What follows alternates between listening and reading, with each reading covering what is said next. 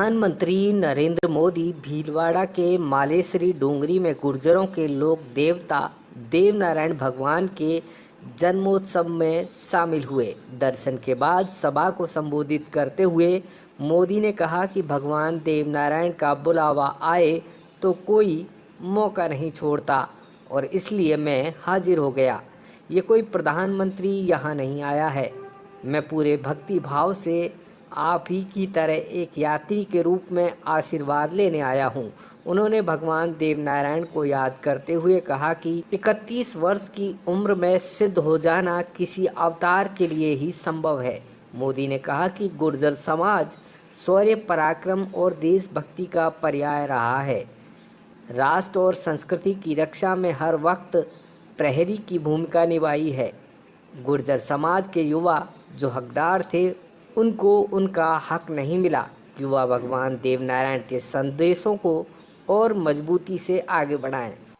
भगवान देवनारायण जी का बुलावा आया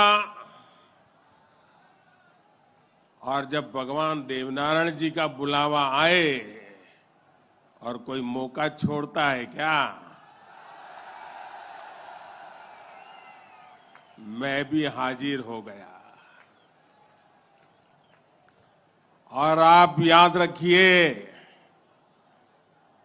ये कोई प्रधानमंत्री यहां नहीं आया है।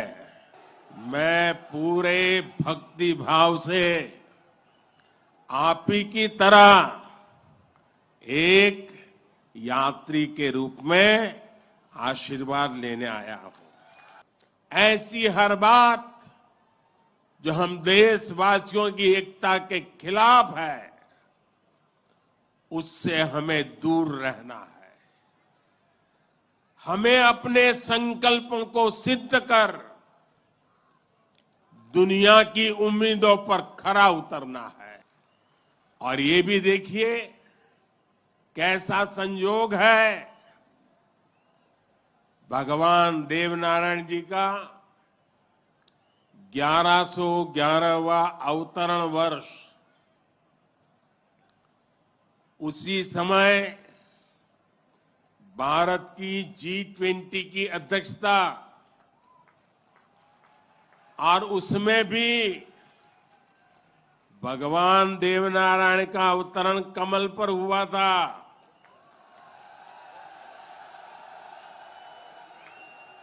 और G20 का जो लोगो है, उसमें भी कमल के ऊपर पूरी पृथ्वी को बिठाया है।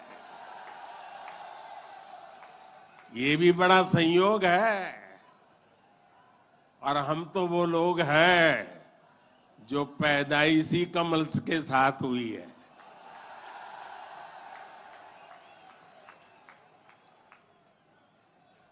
और इसलिए हमारा आपका नाता कुछ गहरा है। प्रधानमंत्री नरेंद्र मोदी शनिवार सुबह उदयपुर के डबोक हवाई अड्डे पर उतरे। यहां से विशेष विमान से मालेश्वरी के लिए उड़ान भरी। उदयपुर में करीब 10 मिनट रहे। उदयपुर के डबोक हवाई अड्डे पर राज्य सरकार की तरफ से राजस्व मंत्री रामलाल जाट ने उनकी अगवानी की। प्रधानमंत्री मोदी यहां से फिर मालेश्वरी उतरे। यहाँ से वे सीधे देव दरबार पहुँचे और भगवान देवनारायण के दर्शन किए।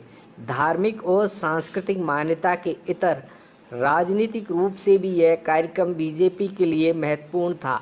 बीजेपी इस कार्यक्रम के माध्यम से गुर्जरों को साधने की कोशिश कर रही है।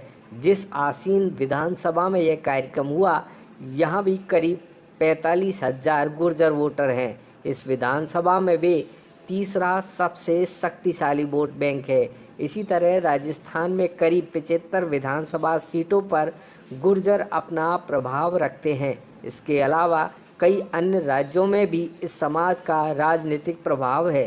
धार्मिक कार्यक्रमों और मान्यताओं को लेकर प्रोएक्टिव माने जाने वाले प्रधानमंत्री नरेंद्र मोदी ने राजस्थान में लोक देवताओं, स्थानीय महापुरुषों और आराध्य पर फोकस किया है। राजस्थान में देवी देवताओं के साथ साथ स्थानीय लोक देवताओं और अपने आराध्यों को लेकर लोगों में बड़ी मान्यता है। इसी को ध्यान में रखते हुए मोदी का फोकस राजस्थान में इन्हीं पर है।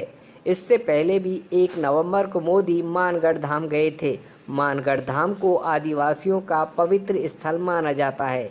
यहाँ गोविंद गिरी के नेतृत्व में 1500 से ज़्यादा आदिवासियों ने बलिदान दिया था। पीएम मोदी ने इस दौरे से राजस्थान और गुजरात के आदिवासियों को साधने की कोशिश की थी। यहाँ भी आदिवासियों में गोविंद गिरी की बड़ी मान्यता है। राजस्थान में चुनावी साल शुरू होने के साथ ही सियासी हलचल तेज हो गई है। प्रधानमंत्री नरेंद्र मोदी देवनारायण जन्मोत्सव कार्यक्रम में शामिल होने के लिए आसीन आए। पीएम मोदी के इस दौरे से पहले ही गुर्जर वोटों को साधने के लिए गहलोत सरकार ने देवनारायण जयंती पर अवकाश घोषित कर दिया।